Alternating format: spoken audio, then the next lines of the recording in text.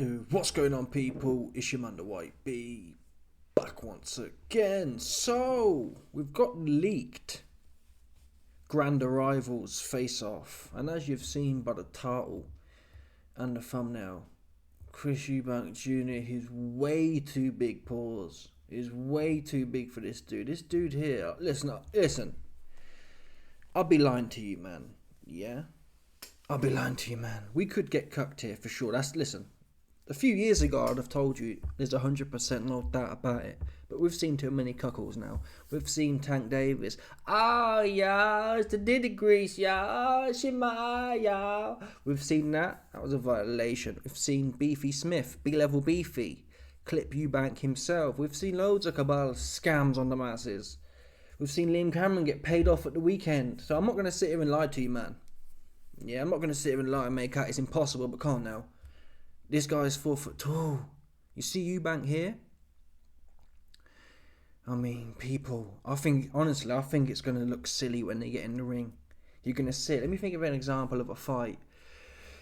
What fight have you looked at and you thought, that doesn't look right? That's how it's going to look. It's going to look like, oh, that was it.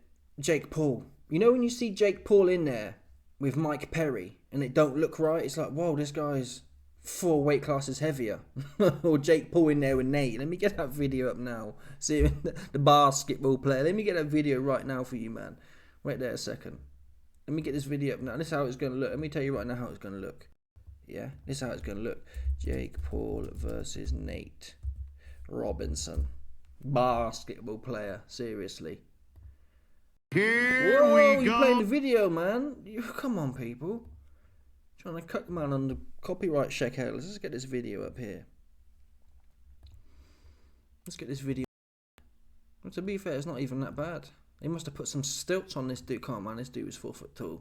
They put some stilts in his boots. That's what they did. Forget that was a dead bar there, but trust me. Come on. You've seen it before. I don't need to give you the example. There's been bare examples of it. Yeah, just because none come to my mind right now, I'm telling you now, it's going to look silly. Way too big, way too strong, way too experienced on every level. The only upside he's got, let's look.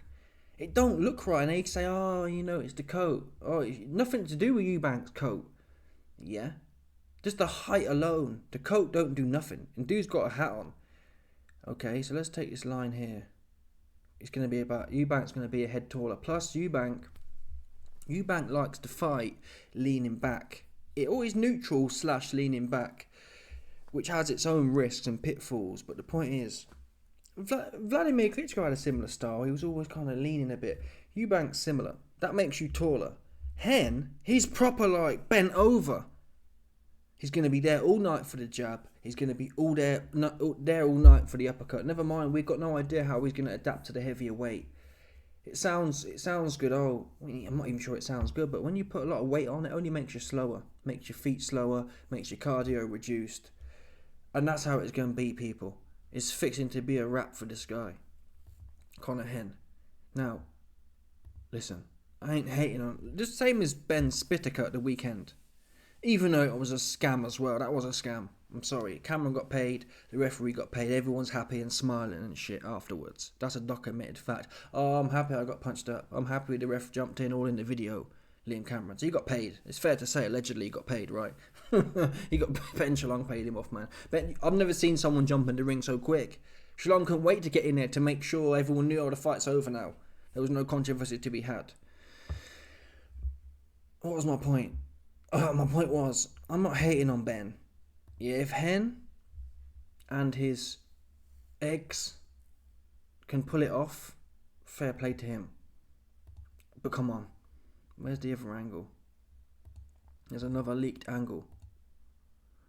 Just look from there. This is looking down on dude. And you can't have it both ways. Look, the camera's looking down on him. And then from this frame, what is it, this frame? Come on, people. I'm trying to find ones that back my bars up. Come on, man. Hen's looking up. Wait for this one here. Wait. Oops. People. Oh, my name's Tony Ballou and it's the coat. Forget about the coat, people. Seriously. Forget about the coat. I don't want to hear no more bars about the coat. Just look. Forget about the coat. The coat don't make no difference. Height, unless you're really lanky, like that dude. What's his name? He's at 154. Sebastian Fundora is lanky than an MFer. Lanky as you like. Eubank's not lanky as you like. Point. If we assume that these two have a similar build, pound for pound, I think that's fair to say. They have a similar build, pound for pound. Or inch for inch, pause. Per inch of height, these two have a similar build. Yeah? So if Eubank, look at this here, look. It's about 3-4 inches there. There's about 3-4 inches. So if Eubank's got 3-4 inches of height on this dude here, Hen, the manlet, all that weight, and it looks that way, you forget about the coat. Just look at the broadness of the shoulders. Eubank is scaled up. It looks, honestly, looking at the size here, it looks like an order of magnitude. You wouldn't look at these two and say, oh, they're in the same weight class. It's not, because we've seen fighters who are smaller. I don't know, look at Pitbull Cruz. Pitbull Cruz, whilst he's very small for the weight, when you look at him on the scale or whatever, in the face-offs, he's like small and pitbully, small and stocky. So your eyes naturally adjust to that. They say, okay. But the point is, they look the same weight because he's so thick and stocky with it. No neck having ass. But Conor Benn's got a similar shape to Eubank. He's just small. He's just small. And then the only way Hen wins this fight, I was speaking to someone earlier today about this, the only way he wins this fight, seriously, I ain't even playing with you, man, no more, is if it's the lucky punch. Now, listen, Liam Cameron got it. Eubank's only got to be not taking it serious, not respecting Ben. Liam Cameron at the weekend said, oh, yeah, I didn't really have no respect for him. Which is, Eubank does have a big ego. He might feel like this guy can't hit me with his best shot, the same way he felt like with Liam Smith. That's the risk here for us. Eubank, he's gone to his head. He believes this is a biblical victory in as much as, a Ben can't beat a Eubank type bars, biblical bars. Yeah? God said 5 million years ago that Ben can never, there's not a Ben born that can beat a Eubank, because obviously Eubank won the first two or whatever. If he goes in there with that kind of mentality, then Hen's got a chance. But even then, I swear down, you man who are thinking about gambling on this fight, this is what you need to watch. This is what you need to watch. It's only 11 minutes. You watch this in its entirety. Yeah, watch this one here. Conor Hen versus Dobson. His last fight. Dobson went in there. Let me show you. I've showed you before, but I'll show you again. Because some of you slow man, you're hard of hearing. You need to be told a few times. That's what you need to be told. Peter Dobson versus Ben. Let me show you this one here. But watch them highlights. I can't play him, obviously. I'd love to be able to play him. People. Yeah. Here's the dude. You see the dude. Come on, people. He's working. This body here, that's a body who's working a full-time job. Fact. This dude's got another job. So a dude who has another job, 9 to 5. I heard as well from people close to the situation. I heard from Dobson's team. I spoke to him on the blow the other day. They told me he was working Saturday morning. Seriously. He was working Saturday morning. His site manager called him and said, hey man, the brickies have finished now. We need to get these scaffolds up ASAP. That's what they said. And he came in Saturday, swear down, after the weigh-in Friday night, he went to work, put the scaffold up so the brickies could crack on Monday, yeah. Swear down to you, man, right now. And look, come on. Come on. He has another occupation. That's what he has. This body here, soft. Watch that fight. Ben, he was hitting him with everything but the kitchen sink. Clean shots as well, they bounced off, man. Not one knockdown. And at points, Dobson was on his arse. I swear down to you, man. Dobson was on his arse. Little Dobson. Is there an argument? YB? Maybe Dobson's chin's better than Eubank's. I mean, up until Smithgate, you'd be laughing at it, right? But now we've seen it happen with Smithgate. I think Smith came from 154. He might have even started his career at 147 30 years ago or whatever. So that's the risk here. The only chance Hen has, in my opinion, he's not winning on points. Forget about it. No way. Or he could win on points. Let's say, for example, he knocks Eubank down 2 or 3 times. 2, 3, 4 times. That's how he wins on points.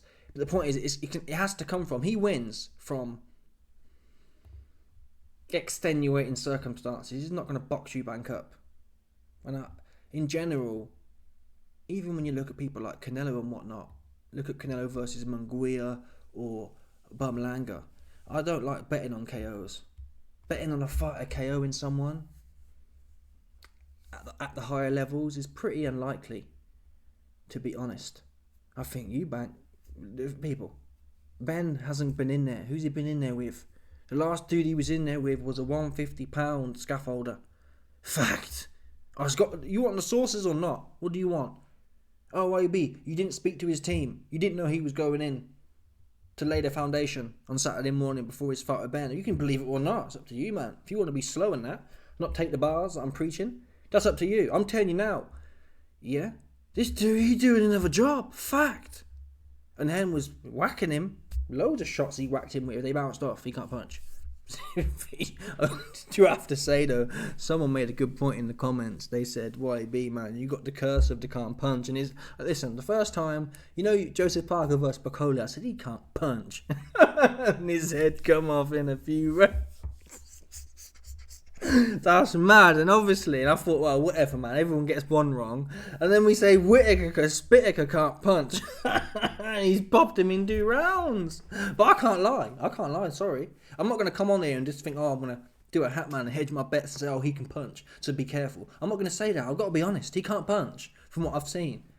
Yeah? He can't punch. Watch this fight here, Dobson. He can't punch for nothing, man. Clipped him loads of times, bounced off at 150.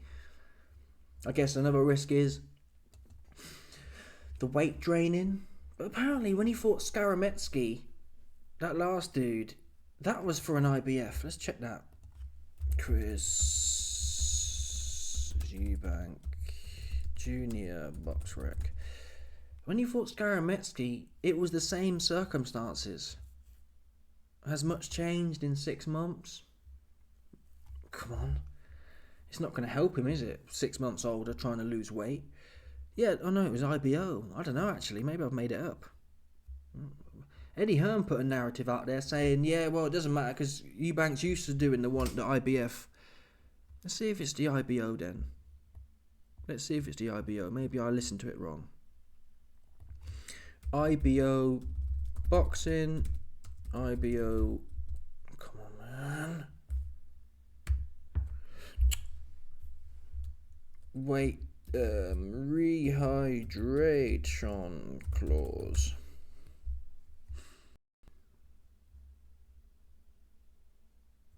In boxing. Oh, that's no good, is it? In boxing, a rehydration clause. Okay. Yeah, I'm not interested in that, to be fair. Well, there's no information on it. I guess that could be risky then. I heard he's done it before, is the point. I've heard, he's been doing it all the time. I mean, I got the money on now, and the odds were good, so I can't take it off on principle. Because I'll be wounded. You know when you put a bet on and then bottle it, and that's always the way with me. If I bottle a bet, it always comes true, and I think, why didn't I keep it on? Then the minute I keep it on, you get cucked, man. The cabal, the AI cabal, yeah, they tracking all my shit for sure. That's what they doing. It don't make no sense no other way. If they're not tracking it, how do they know? I swear, every time, yeah, it's like when I put a wanner on Tank to win £6. How many Tank fights have we watched? And it was free shmoney. Made that make sense. The one fight I go big on, relatively from my own position, I go big on one fight, and he's got diddy grease in his eye. What are the chances of that? You telling me that's not a cabal scam? Is that what you're telling me? You're telling me he just woke up, had diddy grease in his eye, all of a sudden, when I put the shmoney up? That's ridiculous, man. It's a scam. It's a scam on the masses. That's what it is. Scam on the poor. That's what they're doing. They're playing with us. That's what they're doing. Any lick you think there is, any lick you think's a guaranteed win for the poor masses, they're going to hit you with it. Should we take your money? That's crazy, man. It's crazy what these men be doing to us. Bottom feeders. But listen, man, let me tell you something now. Way too big, way too strong, way too experienced. He's got a puncher's chance, is the point. Ben's got a puncher's chance, a lucky dip. Yeah? Ben's got the kind of chance where you go to the petrol station and you say to the guy, hey man, it's the Euro Millions. There's 100 million euros on the line. Yeah, give me a lucky dip. That's the kind of odds he's got, a lucky dip, man. Outside of that, it's boxing. Lucky dips can happen all the time. We've been seeing lucky dips. But at the odds, I'm in at 1.8 decimal, which means you put 100 down, you get 80 profit. Essentially, it's with 1-to-1, 50-50.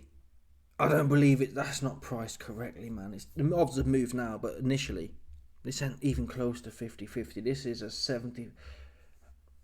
I got it 80-20, to be honest.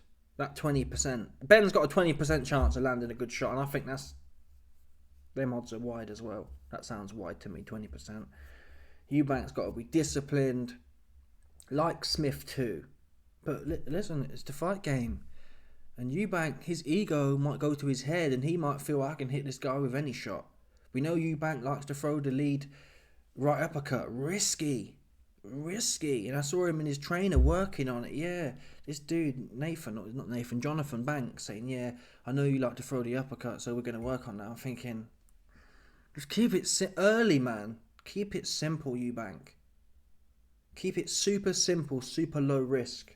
You've got no rush. Ben's the one who really needs to rush. We don't know how his gas tank's going to be at that weight. We don't know how his gas tank's going to be in front of a real competitor who's coming to win. We don't know what Ben's going to be like under the lights. Eubank's done all that. He's fought big names, washed up or not. He's lost already. He's done it all, essentially. Not the World Championship thing, but he's fought top-level operators. And he's gone 12 rounds. Ben hasn't. So the worst thing Eubank can do is get caught in his ego and start trying to trade with Ben and give him a look in. Ben's going to have to work for this. And there's no reason. Look at... Okay, that's not fair. Ben's feet are much quicker than Eubank. Sorry. I was about to use a comparison of Whittaker versus Cameron. But Cameron's feet are really slow. Conor Benn, his feet are pretty quick. He reminds me more, not exactly, but he's got more... You know how Mike Tyson in the early rounds would stalk someone? He wasn't plodding. He wasn't a plodding pressure fighter like Canelo or Beterbiev. Mike would be like, slip, and there was more pace behind it.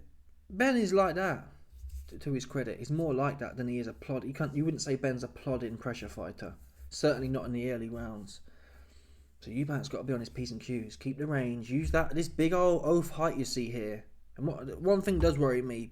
Eubank said a few times now, he goes, oh, it's not about the size, I'm just better. And that might be the case. But if he goes too far with that narrative, what we don't want is Eubank thinking, I can beat this guy anywhere. Some people do that. I can beat him on... Look at Fury. He said it, he didn't do it, but still, I can beat you on the inside. If you want to fight on the inside, we'll fight there. Kind of thing. We don't want to get into that, which, given the stakes and the family legacy and whatever else, Eubank might feel like if he gets hit with a good shot that doesn't necessarily knock him out. We've seen it loads of times in the history of the game. People are fighting, they get hit with a good shot, and they want to come back. Or get over eager. You know, even, what's his name? Even AJ, with all the experience he's got. Look at AJ versus Dubois. AJ lands a good shot, comes galloping in. It works both ways. You can land a good shot and get over keen. Or they can land a good shot and you're trying to chase it. You're trying to... you like the YB chasing his gambling losses. You're trying to get that punch back as such. Super calm. In the same breath though, Eubank can do it. That Smith 2 fight, that's the replica. Eubank had respect for Smith and he was clinical. That's what I'd like to see. Clinical in the early rounds. You got 12 rounds. Ben's going to be goosed by 6. So for the first 4, just win 2 of them rounds. For the first 6, win 3 of them rounds.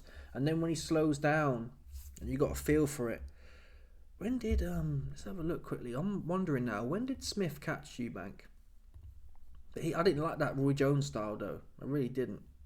That Roy Jones style was moody. He was doing pulling back too much and faffing around way too much. No, he didn't have a strong base. Always doing this, trying to be reflex and shit. No good. He got clipped. Okay, Beefy Smith. Yeah, 4th round. This is what I'm saying. Even Smith has a chance in the first 4. Keep it tight, disciplined. I'd have preferred to have seen... The best I've seen Eubank look is in Smith 2 with Bomac. We know Bomac's banned from the UK. I'd have preferred something... I don't know, this Jonathan Banks dude. It's not ideal. It's not ideal, if I'm honest. Anyway. Now we got that out of the way. What was I going to do? I was going to also talk about, where is it? What are we doing here? Let's talk about this controversy. It's not enough for a full video, but we'll cover a bit of it. You know how Eubank, I'll show you the post in fact. Eubank posted this a week ago now. He said, after my first scheduled bout with Conor Benn got cancelled for the Moody Eggs, Eggy Hearn at Matchroom Boxing never compensated anyone for their training camps, which never sat well with me. So here's a little something to help out the undercard fighters that were left out of pocket. So he sent $3,500. So he sent 50 grand out in total, and $3,500 each essentially. For how many fighters? What was that, like 15 fighters, 12 fighters, something like that. Eddie Hearn's come out. Eggy Hearn. He's always hating. Here's the Eddie Hearn anyway.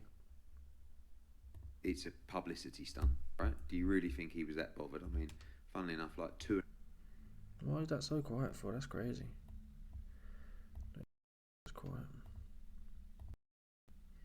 2.5 years. It's a publicity stunt, right? Do you really think he was that bothered? I mean, funnily enough, like 2.5 years after it happened, and a week before his fight, he decides to do it. But listen, so Eddie Hearn saying, "Oh, it's a publicity stunt." Whether it is or it isn't, I'll take $3,500. If someone wanted to do a publicity stunt and put 3 bags in my pocket, shit, I'll do them a little dance as well. I'll do them a little dance, man. I'll duck and drive for the 3.5 bags. For real. You might know that. You might know better than that. You know better than that to think I ain't going to duck and drive for 3.5 bags. Stop playing with me, man. I'll be doing all the dances. I'll be doing all the promotion to promote your promotion that you're a do-gooder. $3,500, he ain't got to do it. He ain't got to do it. He could just sit there and say nothing like Eggy did. Yeah? Oh, what money you put up, Eggy? Now, Eggy goes on to say, well, you know, I'll move in silence. Come on, people. Oh, yeah, I'm humble, so I wouldn't tell you what I've done. That's what these corporate men do. These corporate men imply, oh, I've done loads, but I can't. I'm too humble to mention it. That's a corporate play. Yeah. Yeah, I've given millions away, but you know I don't want to talk about it because it'd be kind of, you know what I'm saying?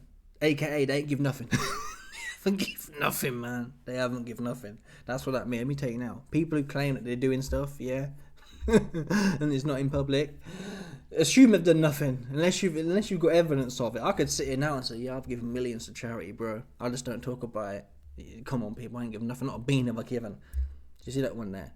That's the play. Anyway, here's the bars from Eddie where he fronts like he's doing something. This time, any time, it's a publicity stunt, right? Do you really think he was that bothered? I mean, funnily enough, like 2.5 years after it happened, and a week before his fight, he decides to do it. But at the same time, any time fighters receive money is a good thing.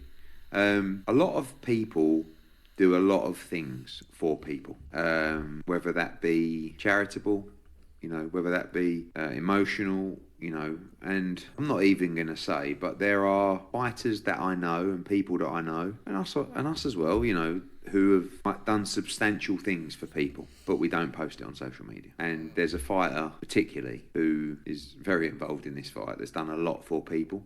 And what I'll say, Eddie has, oh yeah, it's people, we do a lot for people. Now, Eddie Hearn will say, well, we don't put it out there. Listen, I don't know. Maybe Eddie's done loads for people. Yeah. Maybe on Eddie's way to accumulating $1 billion, maybe he's given $1 billion out.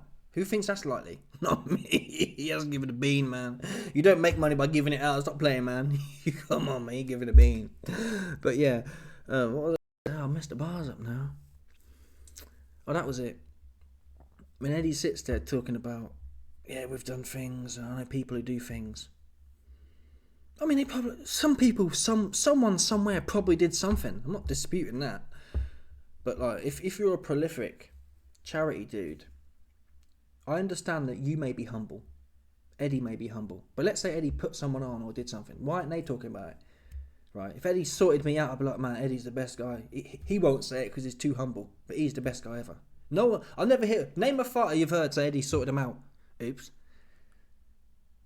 It's not like Eddie Hearn's going to put a gag order on it. I'm giving you 50 grand, but don't mention it. You can't. You're forced by law not to tell anyone. You ain't never heard no bars. Name me a fighter you've heard say, he proper sorted me out. Now I'm not talking about the transactional ones where if you win a world championship, I'll get you a Rolex, because he's made X amount of hundreds grands off them. So it's like a expense. He writes that off. I get you a Rolex, you win a world title, it makes our brand bigger and the design contracts, whatever. You see the point? That's not really giving. Eddie might count that though. He thinks, I've given loads of fighters a Rolex, but you got something for that. That's not really giving. Listen, I don't know Eddie. Maybe he's done a whole bunch for loads of people, yeah, on the down low. And that's another thing, Eddie. Yeah, just because you pump Sky, Eddie in his mind, he'll see the fact he put Sky on. That's his charitable work. Hanging at the back of Sky. Yeah, I'll give loads of he said it himself. I'll give loads of emotional support. Come on, Eddie, man. You're hanging at the back of Sky. That's not charitable work. God knows that, man. That's not charity. As much as you think it might be, yeah, I took this girl from the back arse of nowhere in Australia and I built her up and it's my charitable gift. Stop playing, man. Again, that's transactional. Yeah, you got two Panans and then you put her on. There's nothing charitable about that one, Eddie. Eggy. I would love to tell you, but it ain't my place. And they don't want it to get out there. Do you know what I mean? So if you want to do things for people, if you want to make kind gestures and you want to post it all over Instagram of what you've done and how you've paid them, and that, then each to their own. But, you know, I haven't really had any questions about it, but sometimes the question might be, well, why didn't you give them the money? And the answer is because fights and shows fall through a lot. And the job of a promoter is to make sure that he makes money. That's what he should say. Eddie Hearn, the bars here, the true bars, not the fake news bars, are, listen, man, the job of a promoter is to be worth $1 billion. Umar, do you think I could be... And the will. That's crazy. These will all be the... Anyway, Eddie would be saying, Umar, do you think I'm going to make my next $1 billion by handing out these mandingas a bunch of coins for nothing? No. That's the true bars. I'm not saying that's a bad thing or a good thing, but call it a spade, man. Eddie's trying to make his next $1 billion. That's what he's trying to do. He ain't trying to pay a bunch of cotton pickers. Nothing. He's not trying to pay a bunch of cotton pickers. Nothing, man. That's what he's not trying to do. Let's be realistic here. Yeah? Let's be realistic here. Come on. the fighter back in the ring as soon as possible. And we did that for all our fighters that were involved in that card. And unfortunately, financially, it was a disaster for everybody involved that show. But we move on. Yeah, but you move on, Eddie, because your daddy put you on to $100 million organisation. So you all just move on. You can say, oh, well, we all lost it. Really? Yeah, to be honest, this BBBOC situation, what I don't understand is they fined Eubank for the slap. Okay, whatever. Fighters, in my opinion, when they're found with something in their system, they should be fined. Especially the big level ones who are messing things up. I'm not saying a massive fine, but Ben should have been, at the very least, if you're caught with PEDs in your system and you're a top level fighter and it's proven it's in your system, which it was in his system, end of the day, he should be fined to the amount of the undercard camps. Yeah? If we're fining people for egg slaps, we should be fining people for taking PEDs. And I'm not talking... A lot of these BBBOC fines, they're moody. They fine them, and then you don't really hear about what they're doing. And apparently, I heard on TalkSport today, the BBBOC is a private company. Did you know that? It's not a government regulator. So they literally, I don't know, it's crazy. I didn't know that. So they're private. They're looking to make profit. Yeah. So who knows where that money going? That dude, the top guy, he's probably on 300 grand a year, just punting off. That's what he's probably on. No doubt about it, allegedly. So they should have, these guys who pop, they should be fined, and that money goes to the undercard fighters, in my opinion. Now, if a card falls through because someone's injured, a bit different. But for PEDs in particular, Why are you messing it? How can you just mess everyone else's shit up? And to be honest, rightly or wrongly, whether you know when he did it or not's irrelevant. You didn't handle your shit, and you popped, and you messed everyone's bag up. And it wouldn't be a lot of money. It might be a lot of money actually. How much do you think a camp costs? 10 grand each for the lower level guys. There you go. 100 grand. That's what the fine should have been. 200 grand. Yeah, 200 grand fine for Conor Benn for the Moody eggs. That would also, rightly or wrongly, in terms of did he put it in there knowingly or not? If you got fined every time you had it in your system, whether you put it there or not knowingly, you'd be thinking twice then. You'd be saying, listen man, we need to make sure we're on point. Right now it's loosey-goosey. Oh, I had 50 million eggs per day. Oh, I didn't know. Oh, it was the Moody boar meat. Oh, it was the Mexican horse meat. Oh. And nothing comes of it. There's no fines. If you knew you were getting a 200 grand fine, especially these top guys, if you knew they probably wouldn't care, but still, do that then.